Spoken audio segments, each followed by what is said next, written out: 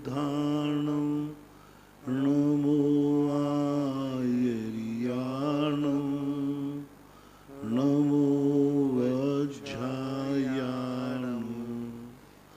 नमो लोये सवशाहूणं। पंच परमेष्टि भगवान की जय। आचार्य श्री गुरुवर कुंद कुंद महाराज की जय। आचार्य श्री गुरुवर विद्यासागर महाराज की जय। परम पूज्य निर्यापक श्रवण मुनि श्री सुधा सागर जी महाराज की जय। श्री महासागर जी महाराज की जय। ललित जैन महावीर मार्वल बांसवाड़ा गुरुवर नमोस्तु। महाराज जी, इनकी जिज्ञासा है कि समूह शरण में जब मुनिराज दीक्षित होते हैं तो उस समय उन्हें पिछी कमंडल की आवश्यकता पड़ती है, तो वहाँ पर उन्हें कौन उपस्थित करवाता है? इसके संबंध में कोई आगम में उल्लेख नहीं है, लेकिन देवताओं के द्वारा लाए जाने में कोई भी बड़ी बात नहीं। ये तो 1 मिनट में अवध ज्ञान से जानकर जंगल में से लगा करके बना करके दे सकते हैं। तो देव पुनीत है, तो वहाँ इन छोटी मोटी कार्यों के लिए जो क्षण मात्र में इतना बड़ा समोषण रच देते हैं, तो पिछी कमंडल उनके लिए दुनिया में से लाने में कोई दिक्कत नहीं है, ऐसा मेरा अनुमान है। बाकी आगम में इस संबंध में कोई चर्चा नहीं की गई। रमेश कुमार जैन सिरोंज गुरुवर नमोस्तु। महाराज जी ये पूछ रहे हैं कि अपने मकान में जिन धर्म का ध्वजा किस कोण में लगाना चाहिए और जिन धर्म की ध्वजा का रंग क्या है? हम मकानों के संबंध में हमारे लिए कोई शास्त्रीय प्रमाण नहीं है, इसलिए मैं नहीं बोल सकूंगा। कोई महोत्सव आदि होते हैं, कार्यक्रम होते हैं, उस समय तो लगाना फिर भी ठीक बात है, लेकिन सदा के लिए लगाना चाहें तो कोई निषेध नहीं है। एक जैनत्व का प्रतीक होता है, ध्वजा बना केसरिया ध्वज को बनाकर उस पर स्वस्तिक बना सकते हैं। जैनम जयतु शासनम लिख सकते हैं। 3 लोग का नक्शा बना सकते हैं। अब लगाने के संबंध में तो घर के मकान की ध्वजा हो तो शुभ की अपेक्षा तो छोटी ध्वजा लगाना हो तो दरवाजे पर लगाइए, लेकिन बड़ी ध्वजा लगाना है तो साउथ वेस्ट के जो कोना होता है उस पर लगाया जा सकता है। महाराज जी, इन ध्वजाओं का कोई प्रभाव पड़ता है क्या आर्थिक दृष्टि से? बहुत बड़ा प्रभाव पड़ता है। कोई भी चीज़ वस्तु होती है तो वस्तु का एक अपने आप में नियम है। कोई भी कोना यदि कटा हुआ है तो वो कहीं ना कहीं से नुकसान ही पहुंचाएगा। इसलिए एक टेबल भी होती है, उसके चारों पायों बराबर होना चाहिए। एक व्यक्ति भी है, दोनों पैर यदि थोड़े बहुत कमबड़ हैं तो उसकी चाल ठीक नहीं होती। इसी प्रकार ये एक व्यवस्था है वास्तु, उस वास्तु का ख्याल रखना चाहिए। दिशाओं का बराबर प्रभाव पड़ता है, क्योंकि जैनागम में दिशाओं के संबंध में स्पष्ट उल्लेख मिलता है कि जब दीक्षार्थी दीक्षा लेता है तो पूर्वामुख करना चाहिए, दीक्षा देने वाले को उत्तर मुख करके बैठना चाहिए। यदि इन सब का प्रभाव नहीं था तो ये सब क्यों? शास्त्रों में लिखा कि भगवान उत्तराभिमुख या पूर्वाभिमुख करके दीक्षा लेते हैं, केशवंश करते हैं, क्यों? तो ऐसी कुछ बातें ऐसी हैं जो शास्त्रों में वर्णित होने के कारण से दिशाओं का बराबर प्रभाव रहता है। इनकी ऊर्जाएं अलग अलग दिशा से अलग अलग प्रकार की आती है, अलग अलग दिशाओं से अलग अलग प्रकार। ठीक है, किसी का पुण्य तेज होता है तो पुण्य के हमारा तो कुछ नहीं होता, हम तो कोई दिशा विशा का ध्यान नहीं रखते, हम तो कोई मुहूर्त नहीं देखते, दिशाशूल नहीं देखते, हम तो सारे काम अमावस्या को करते हैं। थोड़ा पुण्य है, कोई चिंता मत करो। जब कोई किसी का पुण्य तेज होता है ना तो उसको ऐसी बातें आती हैं, और जब थोड़ा ही सा पाप का उदय आ जाए ना तो फिर बहुत मुश्किल हो जाती है। ये मत समझो कि किसी ने ट्यूबलाइट खा ली तो सभी खाने लग जाए।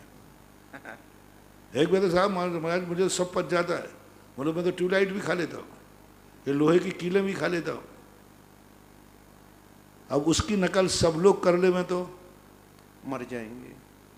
अब सब लोग टिंडाई खाने लग जाए, मर जाएंगे। यहाँ तो ककड़ी का खीरा का बीजा चले जाए तो 10 लग जाए।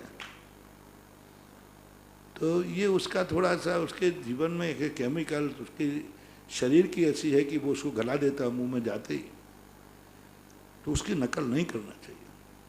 किसी एक पुण्यात्मा, तीर्थंकर जैसे पुण्यात्मा के लिए कोई चीज़ की जरूरत नहीं होती बोले, पर उन्होंने भी शास्त्रों में लिखा शुभ मुहूर्त के अंदर उन्होंने जन्म लिया, कार्य किया, दीक्षा की इत्यादि हैं। इसको नकारना नहीं। ये जिंदगी जीने का यही पहलू नहीं है, यह भी एक पहलू है। सारी जिंदगी में अकेला इसी के आश्रित रह जाएं तो वो गलत है, लेकिन इसको पूर्णतः नकार दें तो भी गलत है। हर चीज़ की एक उपयोगिता है, हर चीज़ की उपयोगिता है। किसी भी चीज़ को हम सर्वथा नहीं नकारें। ये कहें कि हाँ वास्तु के आधार पर लेकर के हम सब कुछ मान लें तो वो गलत है, लेकिन इनका कोई प्रभाव नहीं है, सो भी आपकी बात गलत है।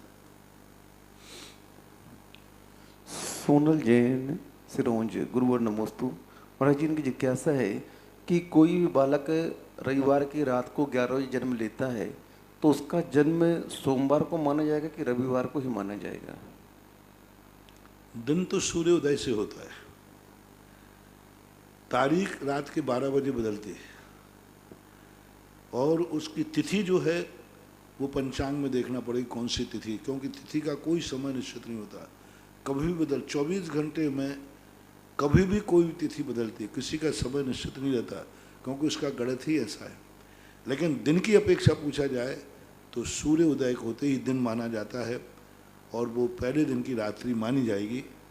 तारीख में थोड़ा सा अंतर है, तारीख को ध्यान रखें। श्रीमती सुनीता चक्रेश जैन, पटना वाली, वर्णी कॉलोनी, सागर, गुरुवर नमोस्तु। महाराज जी, इनकी जिज्ञासा है कि हम लोग रात्रि में भक्तांबर पाठ पढ़ते हैं तो उसके पूर्व में क्या मंगलाष्टक बोलकर के? कोई बात नहीं, मंगलाष्टक सामान्य बोल सकते। ब्रह्मचारिणी नीता जी, जबलपुर, गुरुवर नमोस्तु। महाराज जी, ये पूछ रही हैं कि कोई व्यक्ति अगर मिथ्यात्व में जा रहा है और उसे धर्म में वापस स्थित करने के लिए हमें क्या करना चाहिए? इससे कोई मापदंड नहीं होते। सामने वाला किस प्रकृति का है उस प्रकृति को समझो, और उसकी कमजोरी क्या है उस कमजोरी को समझो, और उस कमजोरी और परेशानी पर उसको कहो कि भाई आप जिस परेशानी से जूझ रहे हैं थोड़ा इस प्रकार का मिथ्या छोड़ के देखें सही क्या होता है।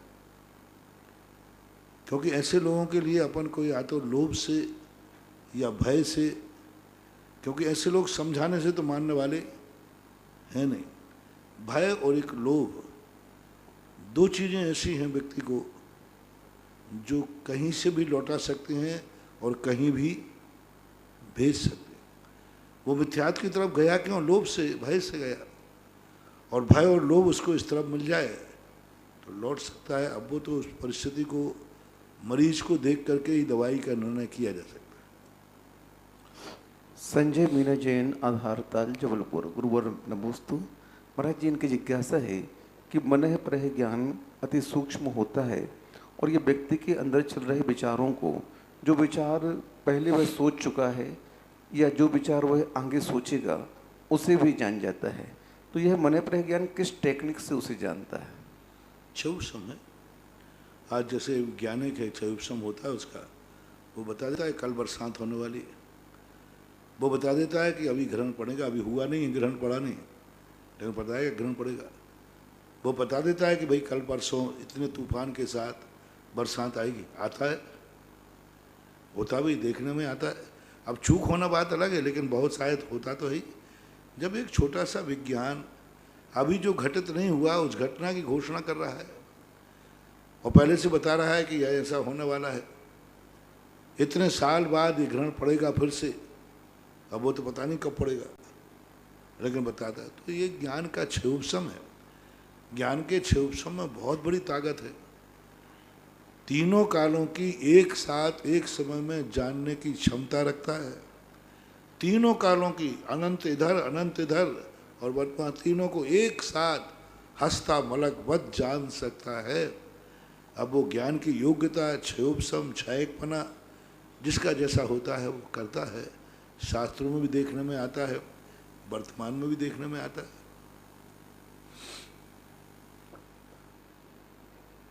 सौरभ गदिया भीलवाड़ा, गुरुवर नमोस्तु। महाराज जी ये पूछ रहे हैं कि जैसे बहुत सारी धार्मिक पत्रिकाएं घर में इकट्ठी हो जाती हैं, तो हम लोगों ने रद्दी में ना बेच करके और इनको अग्नि के हवाले करके इनकी जो राख बचती है उसको गड्ढे में डाल करके उस पर कोई वृक्ष लगा सकते हैं क्या? क्या लगा वृक्ष? वृक्ष लगा दें उस पर, जिसमें उसमें राख में लात ना पड़े किसी के। चेतन जैन जिनोदय तीर्थ क्षेत्र सिरौंज, गुरुवर नमोस्तु। महाराज जी पूछ रहे हैं कि 13वीं के बाद में जो पगड़ी रस्म होती है और परिवार के लोग उस रस्म में आकर के परिवार के लोगों को कपड़े पहनाते हैं, तो महाराज जी कहाँ तक उचित है? कोई व्यवहारिक चीज़ें हैं ये, इसमें कोई मिथ्यात्व का दोष नहीं है।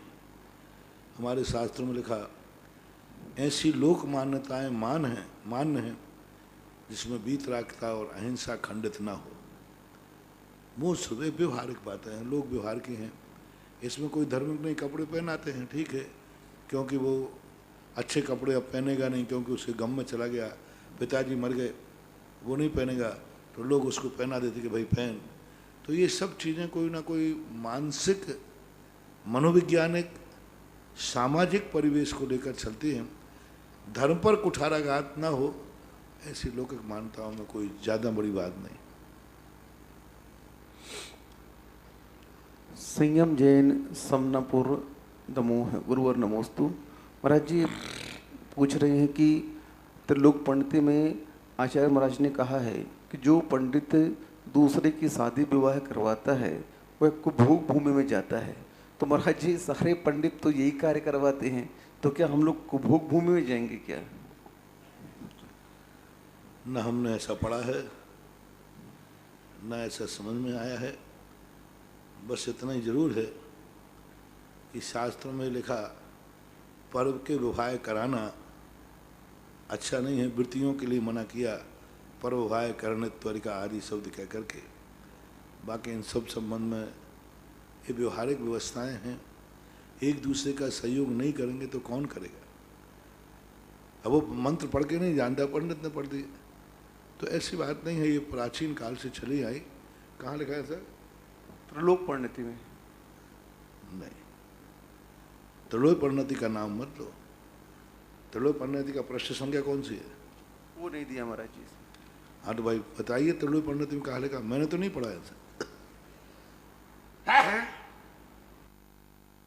त्रिलोक परिणति आई महाराज जी, इसमें आचार्य महाराज कहते हैं।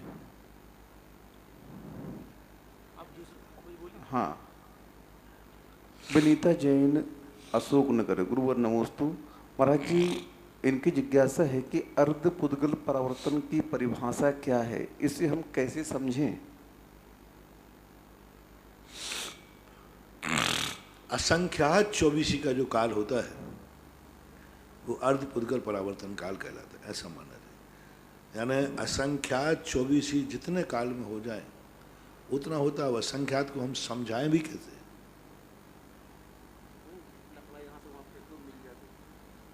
इसके लिए नहीं आया। आशीष साहब मुंबई, गुरुवर नमोस्तु। महाराज जी इनकी जिज्ञासा है प्रकृति समुत्कीर्तन क्या कहलाता है?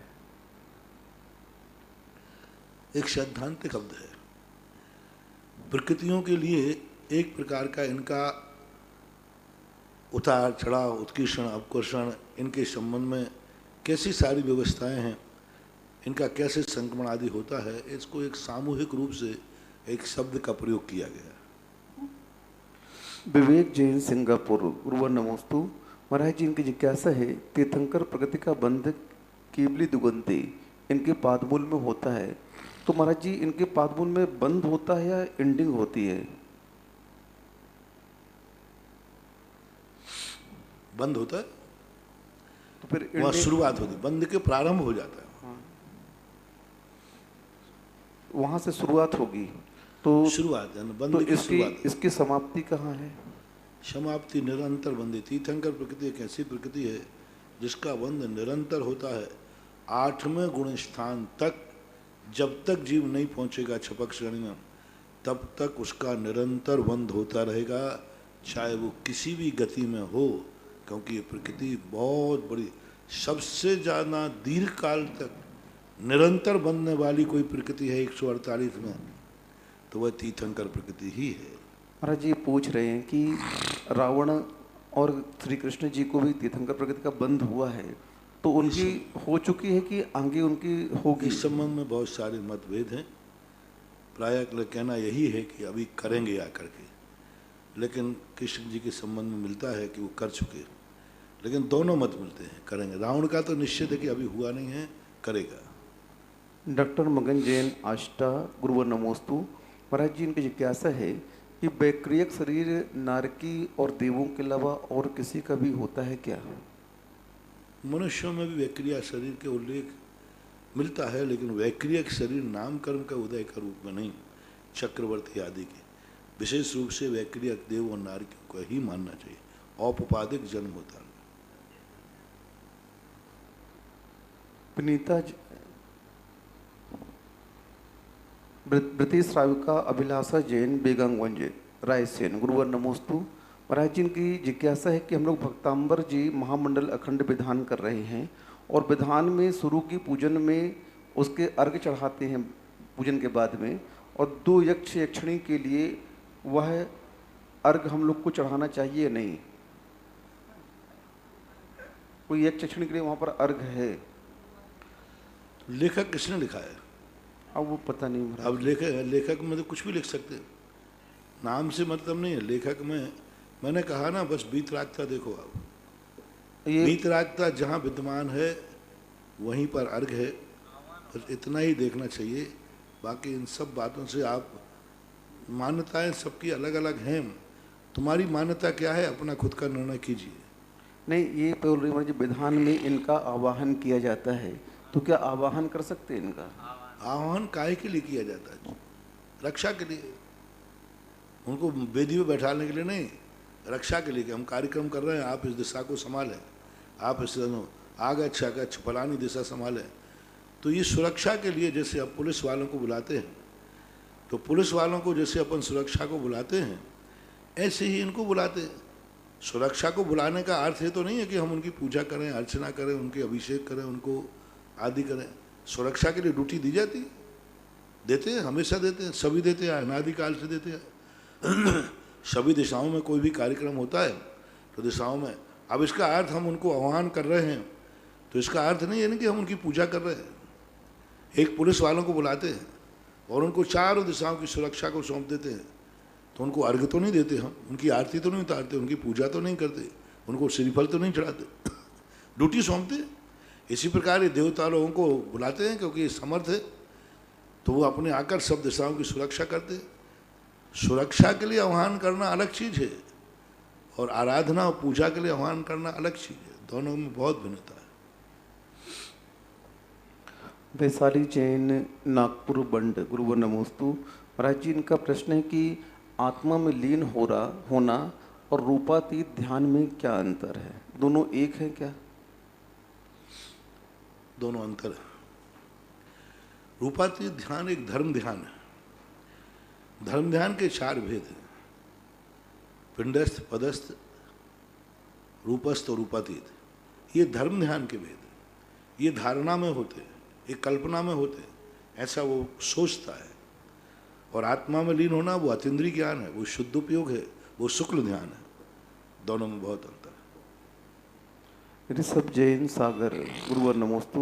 महाराज जी ये पूछ रहे हैं कि बहुत लोग जिज्ञासा के पूर्व में पहले अपनी नमोस्तु बोलते हैं, फिर परिवार के बोलते हैं, फिर पूरे समाज की नगर मना के कर बोलते चुका हैं। भाई सबको समय, बार बार क्यों इसके बारे में नहीं बोल चुका, मैं कह चुका हूँ। इनका प्रश्न महाराज जी और दूसरा है कि सबकी नमोस्तु बोलते हैं और जबकि हमें किसी ने नमोस्तु कहा नहीं है कहने के लिए, और फिर भी हम सबकी ओर से नमोस्तु कह देते हैं। आप लोगों के व्यवहार हैं, वो हैं, राग हैं।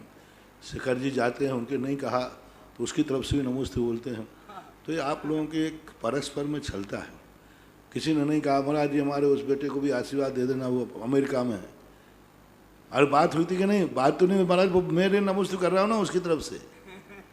तो ये परस्पर में एक दूसरे चलते हैं, इनमें ज़्यादा वो नहीं करना चाहिए, क्योंकि भावनाओं का बहुत बड़ा, क्योंकि अटैचमेंट होता है, कोई कामों में पड़ा हुआ है उसकी स्वस्थता के लिए तुम माला फेरते हो, उसकी स्वस्थता के लिए तुम अभिषेक करते हो, तो क्यों प्रभाव नहीं पड़ता? वो तो उसको खबर ही नहीं है, मानता ही नहीं है, उसको तो पता ही नहीं है कि मैं क्या कर रहा हूँ, वो तो बेहोश पड़ा है।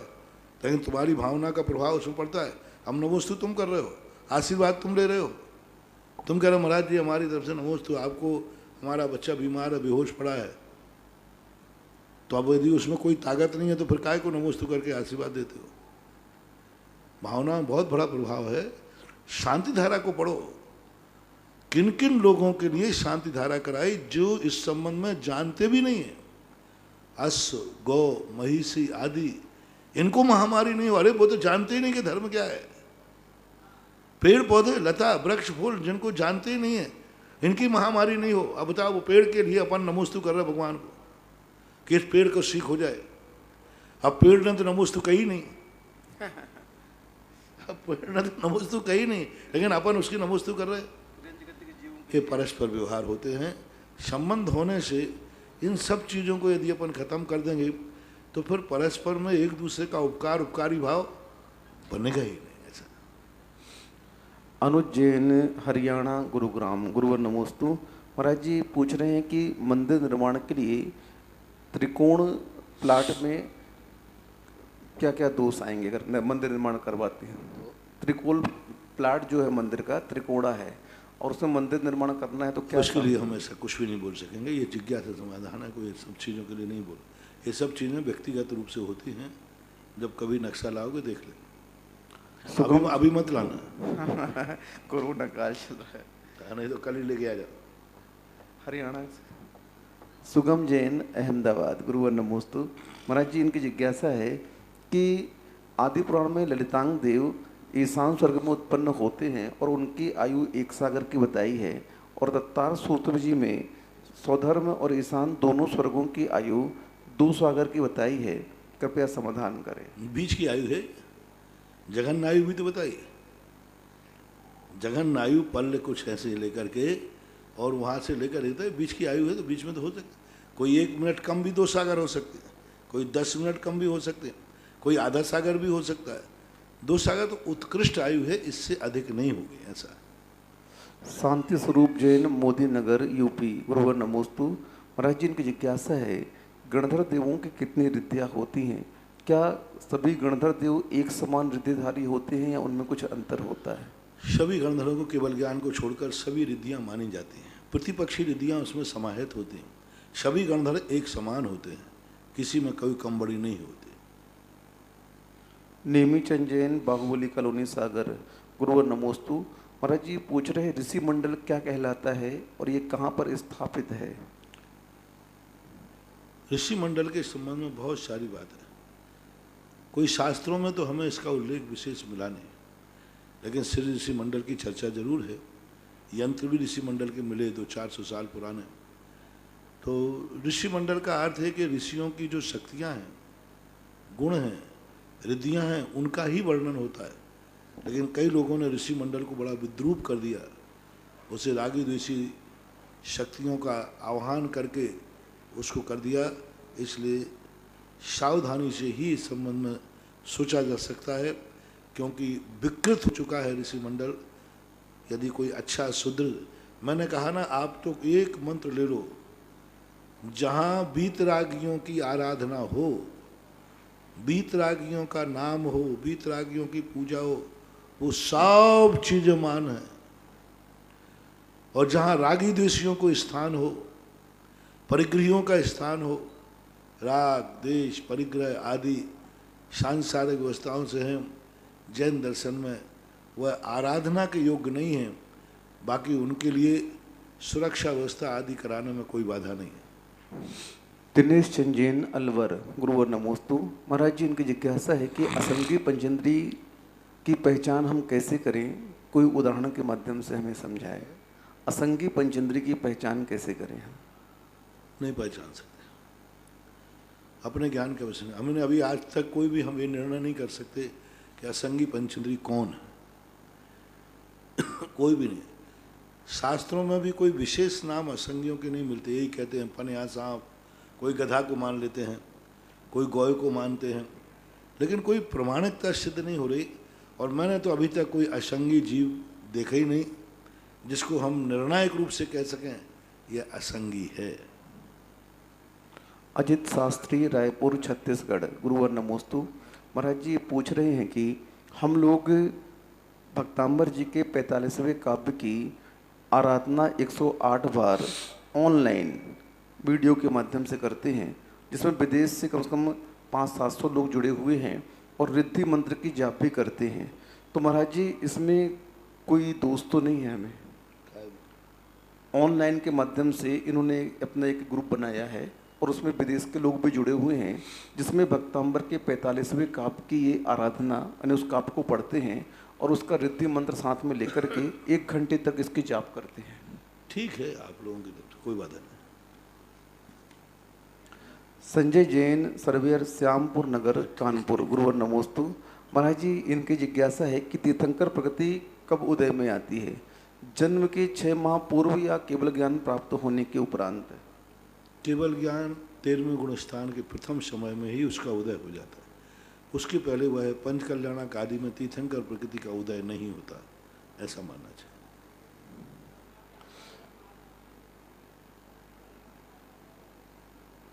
अभिषेक जैन, मोनू, एम्प्रेस मिल, जबलपुर। गुरुवर नमोस्तु। महाराज जी इनकी जिज्ञासा है कि जैन धर्म बहुत उदार है और हमारे यहाँ चारों गतियों के जीवों को सम्यक दर्शन प्राप्त करने की योग्यता है, जिन धर्म को अंगीकार करने की, स्वीकार करने की योग्यता है।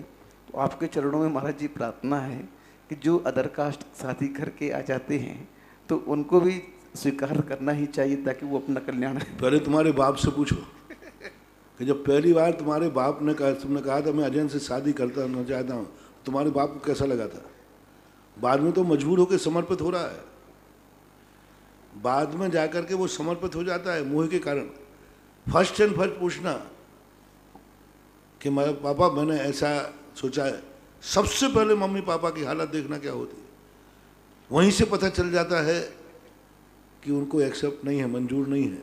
लेकिन बाद में मोह की मजबूरी है, मुझे मोह नहीं है, मुझे मजबूरी नहीं है, मुझे तो साधर्मियों से शादी करने वालों के आहार देने वालों की कमी नहीं है। जिस दिन ये नहीं मिलेंगे उस दिन सोचेंगे। अभी तो जब हमें अच्छा मिल रहा है, अच्छे खिलाने वाले, और मुझे विश्वास है सुकुल में शादी करने वाले, साधर्मियों में शादी करने वाले 18,000 वर्ष तक कोई ना कोई श्रावक मिलता रहेगा। छठे काल में विचार करेंगे, जब छठा काल आएगा। हम रहेंगे ही नहीं, अपन का रहने नहीं, वो कोई महाराज नहीं रहेंगे। क्यों आप अपने पाप की गठरी क्यों धर्म पर थोपना चाहते हैं? क्या तुम करना चाहते थे? हो गया तुम्हारी जिंदगी में, तुमने अपने ऐसे कर लिए। क्या तुमने वायदा किया था? आज किसी कुआरे से पूछो कि भाई तुम किससे शादी करना चाहोगे, तो हर व्यक्ति कहेगा अपनी जाति में शादी करना चाहे। मैंने एक बार संस्मरण सुनाया था, हर व्यक्ति को अपने साथ में, एक सवेरे में शौच जाता था, एक झाड़ू लगाने वाला था, वो प्रतिदिन मुझे मिलता था, बड़ी वंदना कर खड़ा हो जाता है। मैं जब तक शुल्लक जी वगैरह आ रहे थे मैं खड़ा हो गया। मैंने कहा आपसे एक बात पूछूं, आपके बेटा बिटिया हैं कि नहीं? बोले महाराज हैं। तो मैंने तुरंत पूछा, मैंने कि आप अपने बेटा बेटियों की शादी किस में करना चाहेंगे, कौन सी जाति में?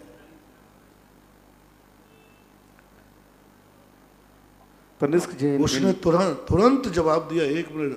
बोले महाराज जी कौन सी जाति में? मेरा सच्चा बेटा मेरी आज्ञा में मेरी बिटिया चले तो मैं अपनी जाति में ही शादी करना चाहूँगा। मैंने कि आज तुझे किमुक्षर वरदान मिल रहा था, तुम कहते महाराज जी जैनियों में करना चाहूँगा, आपकी कृपा हो जाए, ब्राह्मण में करूँगा, क्षत्रिय में करूँगा। लेकिन तूने क्या कहा कि मैं अपने जाति में? बोले हाँ महाराज, हमारा बेटा हमारी जाति में करेगा तो हमें गर्व की बात है। हर जाति वाला जब विजाति का बच्चा नाम लेता है, सबसे पहले उनको शाउट लगता है, बुरा लगता है, विकल्प लगता है, बाद में फिर मोह से वो मंजूर हो जाते। तो पहला जो चांस सुन करके हुआ वही सत्य है। इसलिए तुम जो कर रहे हो करो, हमारी धर्म की स्टेज को गड़बड़ मत करो। परम पूज्य आचार्य गुरुदेव श्री विद्यासागर जी महाराज के परम आज्ञानुवर्ती शिष्य निर्यापक श्रवण मुनि पुंगव श्री सुधा सागर जी महाराज के मुखारविंद से देश विदेशों में अपने घरों पर विराजित टीवी के समक्ष ऑनलाइन जिज्ञासा भेजने वाले, सुनने वाले, देखने वाले समस्त भक्तों की ओर से गुरुवर के चरणों में त्रिवार नमोस्तु। चांदखेड़ी चंदोदा तीर्थ में असीमकालीन भक्तांबर में एक नाम आया है। बंधु, एक चीज कहना चाहता हूँ, बहुत कम नाम बचे हैं कि जो चंदोदय तीर्थ चांदखेड़ी के विधान प्रारंभ करने में सहायक होंगे। मात्र ज़्यादा ज़्यादा 40 नामों की जरूरत है। हमारा 1 वर्ष का पूरा कोटा हो जाएगा। आप बहुत जल्दी करेंगे क्योंकि जितने लोग ये 40 लोग देंगे डबल पुण्य कमाएंगे, क्योंकि 320 लोगों के आ गए और 40 लोग जैसे ही आएंगे तो उनके हिस्से का ही पुण्य उनके खाते में आएगा, क्योंकि उन्होंने जल्दी दे करके इस कार्यक्रम को आगे गति प्रदान कराया। तो पहला नाम आया है श्रीमती इंदिरा आनंद मीनाक्षी मृदुल कृषा जैन कचनार वाले अशोक नगर निवासी। मूल नायक बड़े बाबा की, विश्व के बड़े बाबा बिजोलिया में विराजित, उनकी वेदिका के लिए स्वर्ण दान हेतु 11,000 रुपये की राशि श्रीमती कंचन नीरज वंशिका शिवम श्रिया सा परिवार घाटमपुर कानपुर। 51 रुपये की राशि अनिल कुमार सीमा जैन मुरार। प्रथम जिज्ञासा है महाराज श्री हरिश्चंद्र जी जैन जयपुर। अर्ध मृतक सम बूढ़ापनो, 6 ढाल में बूढ़ापन को वृद्धावस्था के शरीर को अधमरे के समान क्यों कहा गया है? बूढ़े से पूछ लो। बूढ़े से पूछ लो, वो कहेगा। कई बूढ़े तो यही कहेंगे महाराज अरे मजाक नहीं, पूरा मर गया। वेदना के कारण से उनकी स्थिति स्वयं, जैसे वृद्ध व्यक्ति, मरने वाला व्यक्ति अपनी कोई क्रियाएं स्वयं नहीं कर सकता, ऐसे ही वृद्ध व्यक्ति धीरे धीरे हर तरफ से असमर्थ हो जाता है। आँखें, कान, नाक, इंद्री, पैर सब कुछ पराधीन होता जाता है। और पराधीन होना ही तो अपने आप की जिंदगी को अर्ध की उपमा दी है। ये मत समझना कि वो आधा मर गया आधा जिंदा है, उपमाएं कहलाती हैं। अगली जिज्ञासा है तनिष्क जैन इंदौर। महाराज श्री मेरी जिज्ञासा है, क्या हमारा धर्म अभिनेता बनाने के खिलाफ है? अभिनेता का अर्थ क्या होता है? हमारे यहाँ नाटक पहले होते थे। हमारे यहाँ नीलांजना अभिनेत्री थी, नृत्यांगना थी, बड़े बड़े नाटक होते थे। हमारे यहाँ सौधर्मेंद्र अभिनेता है, भगवान के 5 कल्याणक को खेलता है फिल्म में। अभिनेता का अर्थ क्या है? दुनिया को नाटक के माध्यम से शिक्षा देना, दुनिया के नाटक के माध्यम से। नाटक एक बहुत बड़ी कला है, नाट्य कला। ऋषभदेव ने 72 कलाओं में नाट्य कला लिखी है। नाटक का नाम आज दूसरी तुम फिल्म कह रहे हो, और क्या? पहले वो नाटक था, और नाटक जो होती थी शिक्षाएं होती। सौधर्मेंद्र नाटक खेलता है, सारे देवता आके नाटक खेलते हैं। अभिनेता है सारे देवता, पंचकल्याणक के सब अभिनेता है। लेकिन शिक्षाप्रद, धर्म आचरण भ्रष्ट करने वाले नहीं, फूहड़ नहीं। अभिनेता शब्द को बदनाम मत करो। अभिनेता वो है जो नाटक के माध्यम से सारे जगत के लिए कुछ शिक्षा देता है। 100 उपदेश करने वाला और एक नाटक खेलने वाला काफ़ी है। 100 उपदेशों से वो प्रभाव नहीं पड़ता जो एक नाटक से पड़ता है। भाव शब्दों से हम वो भावना को प्रकट नहीं कर सकते जो एक नाटक से होता है।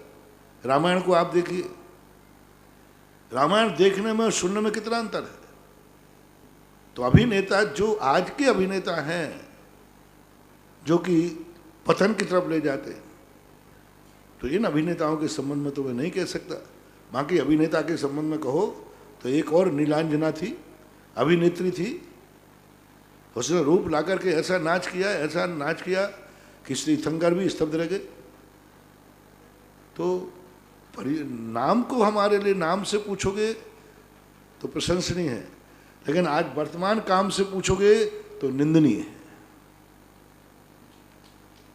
एक और भक्त महाराज श्री जो स्वाध्यायशील हैं, स्वाध्याय मंडल जयपुर के हैं, रमेश साखोनिया, मैना साखोनिया, जगतपुर जयपुर। महाराज श्री इन्होंने कर्म दहन के उपवास पूर्ण होने पर इन्होंने बड़े बाबा की वेदिका के लिए स्वर्णदान हेतु 51 रुपये की राशि प्रदान की है। अगली जिज्ञासा है, रमेश जी साखोनिया हैं, बहुत रिस्क लिए इन्होंने, बहुत रिस्क लिए। मैंने भी इनको मना किया था। और एक आहार एक उपवास है, एक आहार एक उपवास है। हार्ट पेशेंट है, हार्ट पेशेंट, और गर्मी में सर्दी में करके हाँ, और इन्होंने अपना विल पावर के, किसी की अनुमति नहीं थी, परिवार की कोई अनुमति नहीं थी, मेरे गुरु की तरफ से भी कोई अनुमति नहीं थी, इनके शरीर ने भी अनुमति नहीं दी, शरीर की भी अनुमति नहीं थी, मात्र इनका एक विल पावर था, एक अंतरंग का एक विल पावर था कि उन्होंने विल पावर के बल पर किया। अब तो आशीर्वाद देना ही पड़ेगा। जय हो। मात्र 9 मैं महीने इनको आशीर्वाद देता हूँ, इनकी श्रीमती मेरे से लड़ने आती, बोले महाराज जी आपने आशीर्वाद दे दिया क्या इनको? एक बार तो कहते महाराज जी कुछ हो गया तो फिर आप देख लेना। तो मैं ही घबरा जाता था कहीं मामला गड़बड़ नहीं हो जाए, लेकिन मन के हारे हार हैं, मन के जीते जीत। मन जीत गया उनका संकल्प जीत गया, उनका विल पावर जीत गया, और आज वो पूर्णतः स्वस्थ हैं। 9 महीने में 148 व्रत करना, बिल्कुल निर्जल उपवास करना बहुत अच्छे है, उनके लिए आशीर्वाद। अगली जिज्ञासा है सिद्धार्थ जैन कानपुर। नमोस्तु गुरुवर। महाराज श्री, मेरी जिज्ञासा है कि तीर्थंकर प्रकृति का उदय कब से मानना चाहिए, अर्थात केवल ज्ञान। अगली जिज्ञासा है स्वप्निल जैन पाटिल। नमोस्तु महाराज श्री। महाराज श्री, भोजन तथा अन्य खाद्यों में अचानक में जो वाल आते हैं उनको अंतराय में लेने का प्रत्यक्ष कारण क्या है, और अविरत सम्यक दृष्टि के साथ यदि भोजन के समय ऐसी परिस्थिति आए तो क्या करना चाहिए? अचानक आने का सवाल ही नहीं उठता। अचानक कहाँ से? बाल तो बाल ही है, मल होता है तो वो तो होते। और अविरत सम्यक दृष्टि का तो भगवान ही मालिक है। वो तो सोचता है कि क्योंकि तुम देखते ही नहीं हो, तुम तो टीवी देखते देखते यूं खा रहा, वो भी लपटता जा रहा, बाल कर रहा, ये भी हमारे से महाराक्षस है, ये मुझे भी खा जाएगा। तो अब अविरत सम्यक दृष्टि को तो देखो गिलानी की बात है, गिलानी के अंदर भाव आ जाता है। बाकी शास्त्रों में ऐसा कोई उल्लेख उनके लिए नहीं लिखा, लेकिन फिर भी गिलानी भाव आता है तो उस वस्तु को तो हटा देना चाहिए, जिसमें आ जाता है उसको अलग कर देना चाहिए। अगली जिज्ञासा रिकॉर्डिंग के माध्यम से। नमोस्तु महाराज श्री जी, मांगरौल से हम ये जानना चाहते हैं कि देवों में जब मानसिक आहार होता है तथा श्वासोच्छ्वास भी कुछ समय पश्चात होता है, तो फिर वहाँ पर रसना इंद्री और घ्राण इंद्री की क्या ज़रूरत रही, जानना चाहते हैं, स्पष्ट कीजिए। नमोस्तु महाराज श्री जी। रसना इंद्री, घ्राण इंद्री कहाँ? नमोस्तु महाराज श्री जी, मांगरौल से हम ये जानना चाहते हैं कि देवों में जब मानसिक आहार होता है तथा श्वासोच्छ्वास भी कुछ समय पश्चात होता है, तो फिर वहाँ पर रसना इंद्री और घ्राण इंद्री की क्या ज़रूरत रही, जानना चाहते हैं। इनकी दोनों आहार से क्या मन से आहार होता है, स्वाद तो लेना ही पड़ता है। उनके अमृत से, कले से, कंठ से झरता है, उनको स्वाद आता है बहुत। अमृत का स्वाद तो प्रसिद्ध है, स्वाद लेते हैं बाकायदा वो। और घ्राण नासिका इंद्री से, अरे 24 घंटे वहाँ तेल फुले इतर आदि सब सुगंधित पदार्थों का आनंद देते। तो पंचेंद्रियों के वहाँ उपयोग, सर्वश्रेष्ठ सामग्री पंचेंद्रियों की वहीं पर है, तो बराबर उनका उपयोग करते हैं वो, ऐसी बात नहीं। अगली जिज्ञासा पुनः रिकॉर्डिंग के माध्यम से। मुनि श्री जी को बारंबार नमोस्तु। महाराज जी, हम भक्तामृत जी पढ़ रहे हैं, उसके 17वें छंद में नास्तम कदाचिदुपायासी न राहु गम्या, इस छंद में राहु से सूर्य को ग्रसित करवाया है, और 18वें छंद में गम्यम न राहु वदनश्य न वारिदानम, इस छंद में चंद्रमा को भी राहु से ग्रसित करवाया है। पर सुनते हैं कि केतु सूर्य को ग्रसित करता है और राहु चंद्रमा को ग्रसित करता है, और मानतु महाराज ने सिर्फ राहु को ही लिया है, केतु को क्यों नहीं लिया, इसका समाधान करें। नमोस्तु। राहु यहाँ संज्ञावाचक न लेकर गुणवाचक शब्द प्रयोग किया। राहु का अर्थ था काला, बुरा, प्रकाश को ढांकने वाला। अरे ये व्यक्ति तो मेरे लिए राहु है, तो यहाँ गुणवाचक ले लिया। तो केतु को भी राहु से, राहु यानी काला, ढांकने वाला, अच्छाइयों को ढांकने वाला, प्रकाश को ढांकने वाला, तो वहाँ गुणवाचक राहु शब्द का प्रयोग किया है, नक्षत्रवाचक नहीं किया।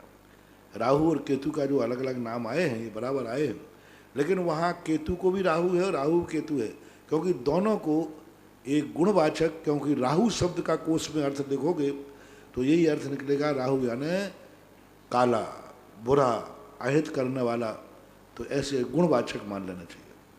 अगली जिज्ञासा पुनः रिकॉर्डिंग के माध्यम से। परम वात्सल्य मूर्ति निर्यापक श्रवण मुनि पुंगव श्री के चरणों में बारंबार नमोस्तु। मुनि श्री, मेरी जिज्ञासा है, भक्तांबर जी के 9वें छंद में आप आस्ताम तवस्त वनमस्त समस्त दोषम तत्संकथापि जगताम दुरितानि हंति। आपका स्तवन तो दूर रहे, आपकी पवित्र कथा भी जगत के जीवों के पापों को नष्ट कर देती है।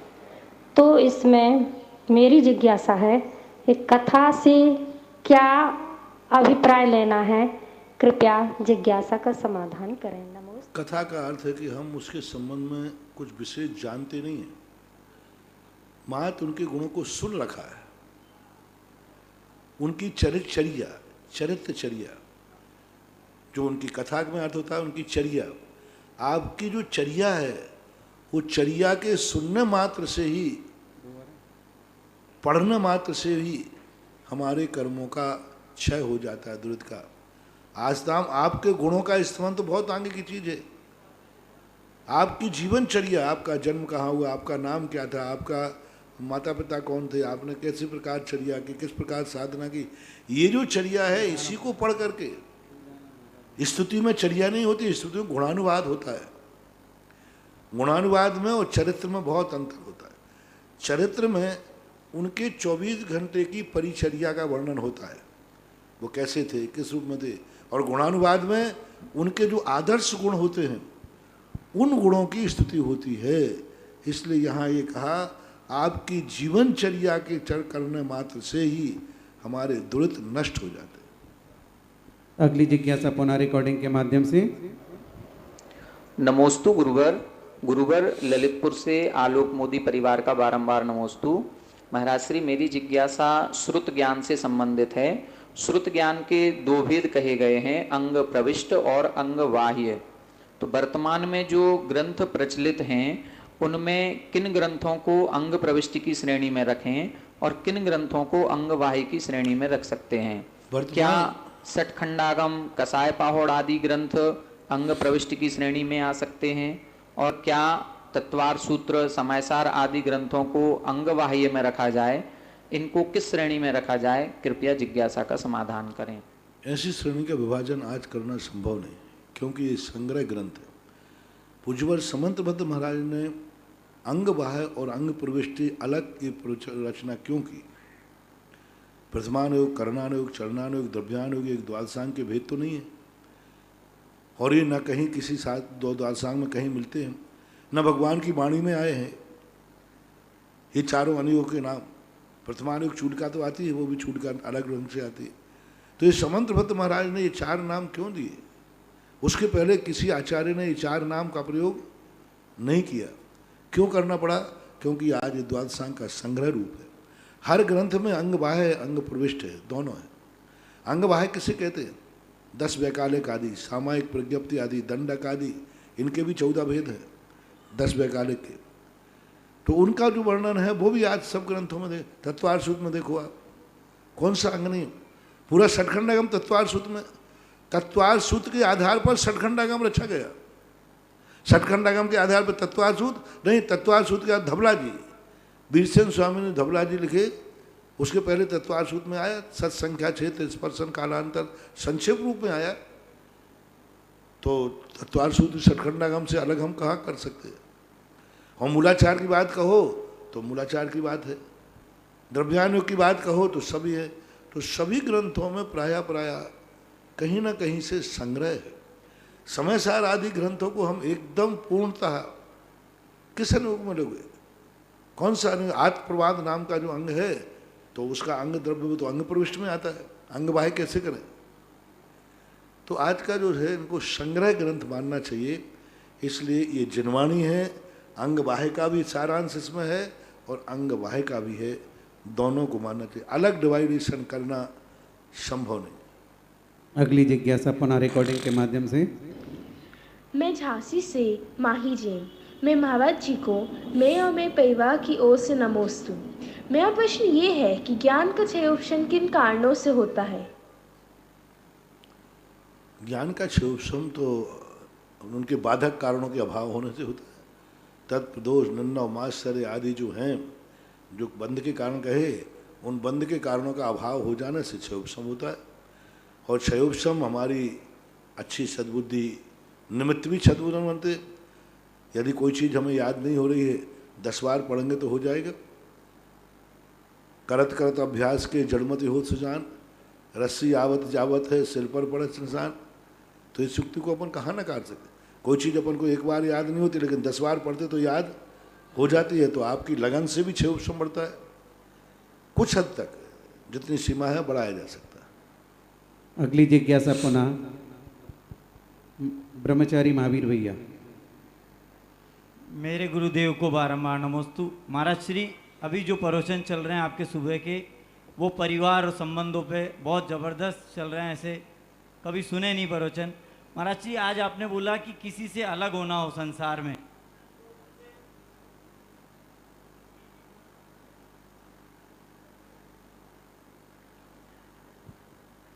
उससे अलग होना हो भाई वगैरह से, तो उससे चरम सीमा पर प्रेम ले जाकर फिर अलग हो।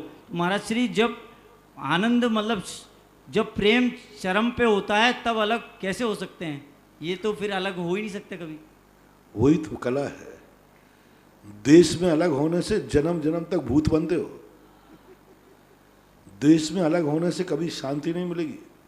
प्रेम के साथ अलग होना गर्व होता है, बहुत आनंद आता है। नहीं, हम लोगों में कोई, अपन कहते हैं ना, हम लोग सब अलग रहते हैं लेकिन हैं एक ही। शरीर 2 हैं और आत्मा एक है। ये जो कहावत आती है ये इसी का रूप है कि अलग होना हमारी मजबूरियां हैं। क्योंकि अब इतना बड़ा परिवार है, अलग अलग व्यापार करना, एक ही दुकान पर कितने लोग बैठेंगे? अलग दुकान खोलने का अर्थ ये नहीं है कि हम परिवार से टूट गए हैं। एक व्यवस्था है। हमने आचार्य से कहा कि आचार्य से, आप लोग हमें बाहर भेज रहे हो, और तो बोले मैंने कब भेज रहा? मैंने कब भेजा? मैंने कब भेजा? मैंने भेज रहा हो, साक्षात कह रहा हो, अरे भेज रहे। बोले ये भेजना बोले तुम्हारे संघ की व्यवस्था है।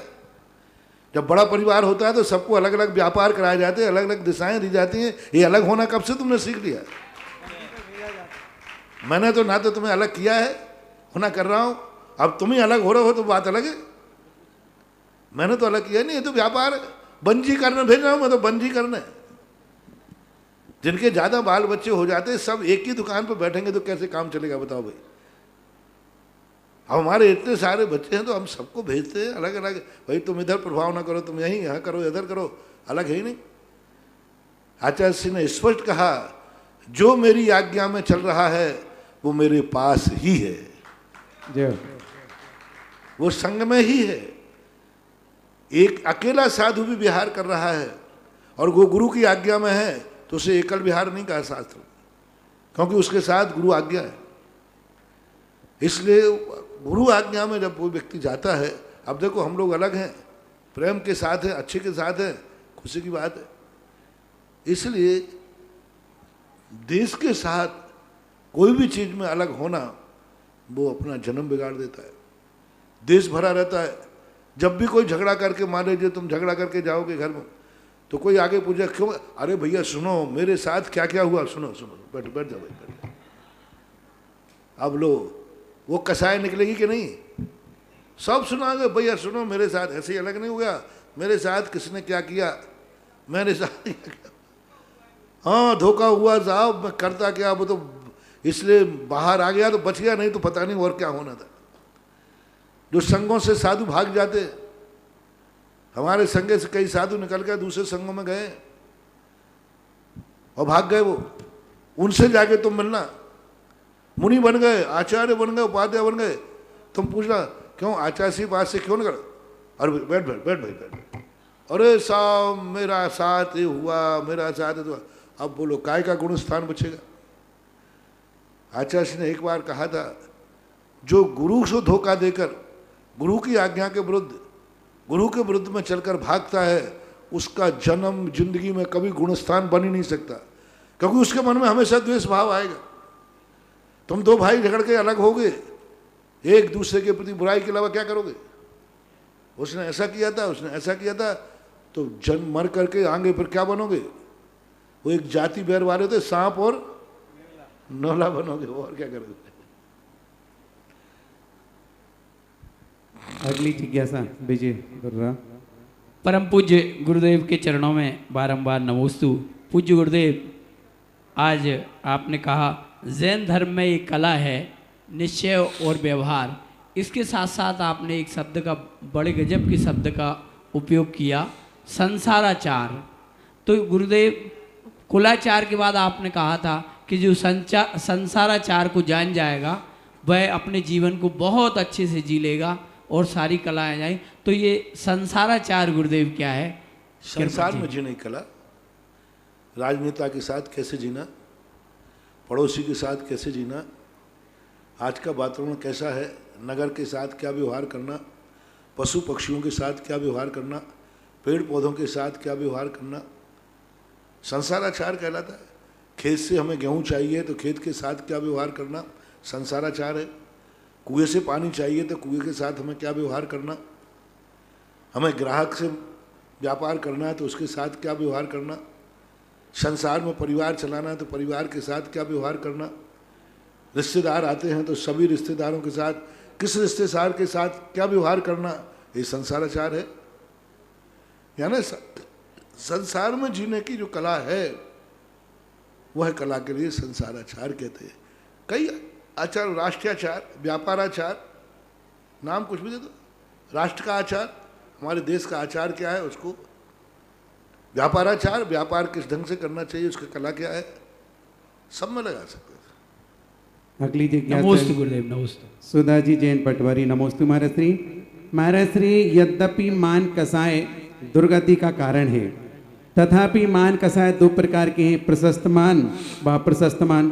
तो प्रश्न है कि मान को प्रशस्त कैसे कहते हैं व उसकी परिभाषा क्या है? हमने पढ़ा नहीं कहीं प्रशस्त मान। प्रशस्त मान क्या कहलाता है? कहीं पढ़ा नहीं मैंने, आपने कहीं देखा हो तो बताया। प्रशस्त मान का तो ये कह सकते हैं कि आशीर्वाद देने वाला व्यक्ति को बड़ा मानता है अपने आप को। ही प्रशस्त कसाय और अप्रशस्त कसाय हमने देखी नहीं है। प्रशस्त राग अनुकंपा, लेकिन उसको कसाय शब्द नहीं कहा। प्रशस्त राग और अप्रशस्त राग कहना अलग चीज है, और प्रशस्त कसाय और कहना अलग चीज है। क्योंकि कसाय शब्द एक निकृष्ट शब्द है, वो कभी प्रशस्त नहीं हो सकता। प्रशस्त राग हो सकता है, पंच परमेष्ठी से राग करना, भगवान से राग करना। शब्दों का भी बड़ा बड़ा प्रभाव पड़ता है। कुछ शब्द ऐसे निकृष्ट होते हैं जिनको अच्छे रूप में प्रयोग नहीं किया। उसी शब्द को राग भी कसाय से अलग नहीं है, लेकिन राग शब्द थोड़ा सा प्रशस्त राग, जैसे कहना इसको माँ से बहुत राग है। अब देखना उसी को राग कहता है, इसको अपनी माँ से बहुत कसाय है। आप लोग क्या समझ रहे? इसको अपनी माँ से बहुत राग है, इसको अपनी माँ से बहुत कसाय है। दुनिया क्या समझेगी? राग शब्द में कहे अरे अच्छा माँ को बहुत चाहता है, बहुत अच्छी बात है। इसको माँ से बहुत कसाय है, और ये कैसा आदमी है माँ से कसाय करता है। अब राग और कसाय में सैद्धांतिक भाषा में कोई ज़्यादा अंतर नहीं है। जो जो राग है वो कसाय का ही नाम है, कसाय का ही बंटवारा है। लेकिन शब्दों का बहुत चयन, प्रशस्त मान मत कहो, ये कसाय है, कसाय प्रशस्त नहीं होती है, ऐसा मानो। अगली जिज्ञासा है स्वप्निल जैन। नमोस्तु महाराज श्री। महाराज श्री, गर्म तथा छने पानी में भिगोए गए कपड़े में कितने समय बाद जीव उत्पन्न होते हैं? और अभिषेक के पश्चात प्रक्षालन के कपड़े जो हमें साफ करने होते हैं वो कितने समय बाद करने चाहिए? 48 मिनट का समय रहता है बिना छने पानी का। छने हुआ पानी 48 मिनट बाद अनछना हो जाता है। रही बात कपड़ों की, तो कपड़े गर्म पानी से भगवान का अभिषेक होता है, इसलिए अपनी व्यवस्था के अनुसार उनको कभी भी साफ कर सकते हैं। अगली जिज्ञासा विनोद भैया।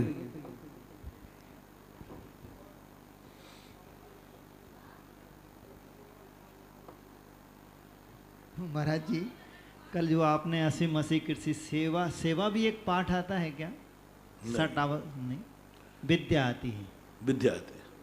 तो ये जो सैन्य दल है या और भी बहुत सारे लोग एक दूसरे के परस्पर में उपग्रह करते हैं। नहीं, तो ये कुटुंबी है, ये सब परिवार है, राजा की सेना है। राजा का परिकर कहा गया इनको, पदाती एक राजा के वैभव में आता है। सैनिक राजा का नौकर नहीं है, राजा का वैभव है। जब राजा की, आपने खुद पढ़ा होगा कि राजा के वैभव में जब कहा इतने घोड़े, इतने हाथी, इतने पदाती आदि सब, ये सब कहा, नौकर चाकर के लिए, दासता के लिए कोई उपदेश नहीं दिया। वो रहते थे आजीविका के रूप में, लेकिन वो दास बन के न रह करके एक ओहदा रहता था, उनका अधिकार रहता था। राजा की सुरक्षा, सबकी दृष्टि में राजा रहता था राजा की सुरक्षा करने का, क्योंकि सेना भी एक बहुत बड़े राजा का वैभव है। ऐसा नौकरों की चर्चा, दासी दास की चर्चा आई है, लेकिन उपदेश नहीं दिया।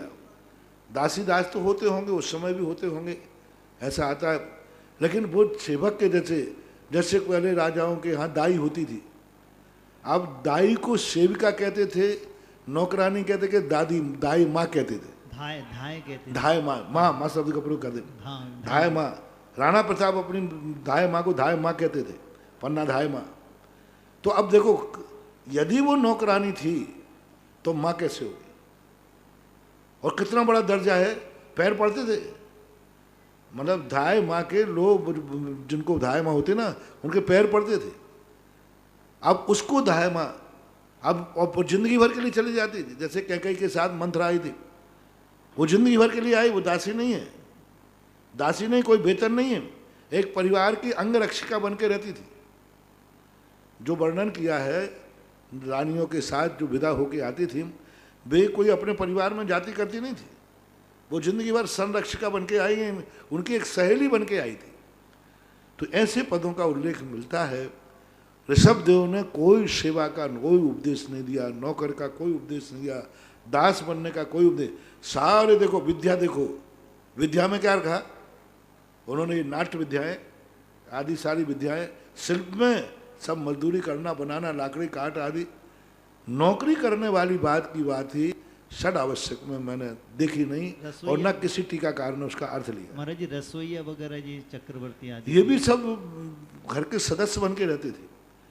360 रसोइयों का वेतन क्या था? वही घर के सदस्य बन के रहते थे, सबको खिलाते थे, स्वयं खाते थे।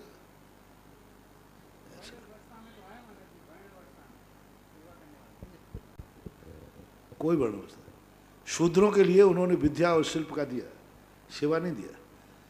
शूद्रों का जब बंटवारा किया, क्षत्रिय को 80-80, वैश्य को कृषि वाणिज्य, और शूद्र को विद्या और शिल्प। अगली जिज्ञासा देवेंद्र अशोकनगर। गुरुदेव के चरणों में बारंबार नमोस्तु। गुरुदेव, जिस समय जो सती अंजना का विवाह समारोह हो रहा था, उसी समय पवनक जय के मन में उनके प्रति घृणा आ गई थी, मतलब उनके प्रति द्वेष भाव जाग गया था। इसके बाद जब शादी हो जाती है, 22 साल तक वो उनकी शक्ल भी मतलब देखते नहीं हैं और उनको किसी प्रकार का कोई भी प्रेम नहीं करते। उस समय उनके घर के लोगों के जो परिवार था पवनंजय का, उनके परिवार के लोगों ने भी उनके प्रति कोई प्रेम भाव नहीं दर्शाया। इस कारण से उन्होंने पूरे अपने जीवन 22 साल का जीवन ऐसे ही निकाला। और इसके बाद जब वरुण के से युद्ध के लिए पवनंजय जा रहे थे, उस समय उनके मन में एकदम प्रेम जागृत हुआ। तो गुरुदेव, ऐसा क्या पाप का उदय था अंजना का? वहाँ पर कर्म सिद्धांत ही सामने समझना चाहिए, क्योंकि मुनिराज के मिलने पर पवनंजय और अंजना से मुनिराज ने यही कहा कि तुमने 22 मिनट तक के लिए एक भक्त से भगवान को अलग किया था, एक मूर्ति के प्रति द्वेष भाव किया था, उसका परिणाम आज देखते हैं ना। लोग अपने व्यक्तिगत कसाएं क्षेत्रों से, मंदिरों से भंजाते, व्यक्तिगत कसाएं मंदिरों का नुकसान करते, क्षेत्र का नुकसान करते। भैया, इस पार्टी में अभी अपना अध्यक्ष नहीं है, तुम दान मत देना। अरे अपना व्यक्ति नहीं है, अपन को बुरा विचारने लग जाते, क्षेत्र का इतना बुरा विचारते हैं। इनकी कसाई पूरी नहीं हुई, ये क्षेत्र के सेवक नहीं है। कमेटियों में बहुत सारे लोग रहते हैं, ये अपनी मान के लिए रहते हैं, अपनी प्रतिष्ठा के लिए रहते हैं, इनको क्षेत्र से कोई लेना देना नहीं है। यदि इनका थोड़ा सा इनको पद नहीं मिले या थोड़ा सा इनको मान सम्मान नहीं मिले, तो क्षेत्र को बर्बाद कर देते, हाँ मिटा देते हैं, बुराई करते हैं। ऐसे जीवों की दुर्गति होती है। कितने लोग हैं जो व्यक्तिगत स्वार्थ के कारण क्षेत्रों की सेवा करते हैं। कमेटी में आ जाएंगे तो खूब मेहनत करेंगे, कमेटी में नहीं आएंगे तो कोई मेहनत नहीं करेंगे। हाँ, विरोधाभास। हमने तो 50 जगह देखा है। ऐसे लोग कर्म का बंद कर लेते हैं। ऐसे कर्म का बंद हो जाता है कि वो कांटे से नहीं कटता। मैं तो कहता हूँ कि धर्म की सेवा ऐसे करो कि धर्म की करो, व्यक्ति बीच में नहीं आना चाहिए। व्यक्तिगत कसाय तुम बाजार में भजाओ, अपने शादी विवाह में भजाओ, नहीं साहब मंदिरों में भजाएंगे। हमारे लिए इन्होंने पूछा क्यों नहीं, हमारी ये चाहे कोई पूछ नहीं रहा है, मुझे कोई नहीं कर रहा है। अब क्षेत्र का नुकसान हो जाए 100 बार हो जाए, और फिर कहते हैं 1 रुपये का नुकसान नहीं होना चाहिए। अब भैया तुम ऐसा करोगे तो क्षेत्र का नुकसान होने दो, क्षेत्र का बर्बाद हो जाए तो हो जाए। अब देखो ये क्षेत्रों पर कितने केस चलते। अब एक और तो कहते पैसा दान वाला, और दूसरा देखो कोर्ट केस कर रहे हैं, कोर्ट केस चल रहे, करोड़ रुपए खर्च हो रहे। अभी कुंडलपुर का केस चलाया, इन जैनियों से कहा लोगों ने भैया अरे हो जाए, पूरा क्षेत्र बर्बाद हो जाए, मैं तो केस करूंगा। तो इन कसाईयों को ऐसे लोग बंद हो जाते हैं। कोई लोग कई लोग होते हैं जिनकी मान प्रतिष्ठा मानी होते हैं, वो चाहते हैं, काम से उनको कोई मतलब नहीं, ये काम मेरे द्वारा होना चाहिए, बस मेरा नाम आना चाहिए। दूसरा काम कर रहा है, कितनी अच्छा करेगा उसकी नुक्ताचीनी करेंगे। नियम से आप देखना, वो काम स्वयं करेंगे, नहीं साहब सब अच्छा है। तो ये ऐसे लोगों को बहुत ऐसे कर्म का बंद हो जाता है कि आंसू पोंछने वाला नहीं मिलता कोई। काम से उनको खुशी नहीं है, ये काम दूसरा क्यों कर रहा है, मैं करूं, मेरा नाम आना चाहिए। और वे जब पद से हट जाते हैं ना, तो फिर देखो उनकी हालत क्या होती है। और पदों पे रहते हैं, पदों में भी उनको काम से कोई मतलब नहीं। हर क्षेत्र, बिजौलिया उससे अछूता नहीं है, बिजौलिया में खूब धमाल चौकड़ी चलती है। हर व्यक्ति को अपने मुंह चाहिए, और जो व्यक्ति तीर्थ क्षेत्रों से इज्जत कमाता है, इनको ख्याति करता है, उनको अशुभ नाम कर्म का ही बंद होता है। अरे मूर्खो, क्षेत्र का विकास देखो, चाहे बालक से हो चाहे किसी से हो, हमारे क्षेत्र का विकास होना चाहिए। मैंने नहीं किया, दूसरे ने किया, हो तो रहा है, कर तो रहा है, उनको पुण्य बंद होता है। लेकिन जिनको ये लगता है अरे इसमें तो नाम इसका हो जाएगा, और अंदर कसाय करते हैं, चिंता मत करो, ज्यादा दिन नहीं है बुरे दिन आने में, ज्यादा टाइम नहीं लगना। ऐसे दिन बुरे आ जाते हैं, एक क्षण में रानी बनने वाली थी और दूसरे क्षण में परित्यक्ता बन गई। एक क्षण में रानी की कल्पना में डूबी थी। यही तो कर्म है। ये कसाय, अभी तो कसाय करने में तो मजा आ रहा है, साधु समझाते हैं तो बुरा लगता है। जब ये कर्म उदय में आएंगे तब ऐसे ही प्रश्न करोगे कि अंजना ने क्या किया था। एक कसाय के अंदर से ऐसे परिणाम। महानुभाव प्रश्न आया है, सबसे मेरा कहना है धर्म वो दीपक है, सावधानी से पकड़ोगे तो प्रकाश ही प्रकाश है, चूक गए तो यही तुम्हें जला के भस्म कर देगा। अगली जिज्ञासा सपना जी गुना। मेरे आराध्य गुरुवर के चरणों में बारंबार नमोस्तु नमोस्तु। महाराज श्री 63 साल का पुरुष जो होते हैं, उनमें तीर्थंकर और चक्रवर्ती के अलावा शेष जो रहते हैं उनका भी मूल मलमूत्र विसर्जित होता है क्या? इसके संबंध में 2 चर्चाएं आती हैं। 1-2 ग्रंथों में ऐसा मिलता है कि 63 साल का पुरुष का मलमूत्र नहीं होता, निहार नहीं होता, लेकिन अभी मूल सिद्धांत ग्रंथों में ये अभी देखने में नहीं आ रहा है। तीर्थंकर के संबंध में सर्व एक मत है। चक्रवर्ती, नारायण, बलभद्र, इनके संबंध में अभी 2 मतों के संबंध में चल रहा है कि एक मत तो कहता है इनके मलमूत्र आदि होता है, लेकिन ये भी आगम में कुछ मिलता है कि इन 63 साल का पुरुषों के सबके मलमूत्र नहीं होता है। तो अभी अपन दोनों ही मतों को मान करके चलते हैं। नमोस्तु महाराज। इस प्रकार से जिज्ञासा समाधान कार्यक्रम संपन्न हुआ। आरती के लिए तैयार रहेंगे महेंद्र मनीष जी, संदीप चयन सोनी परिवार, जिन्हें परम पूज्य महाराज श्री का आहार कराने का सौभाग्य मिला था। इसके पहले जिनवाणी स्तुति। जावाणी के ज्ञान ते सूझे लो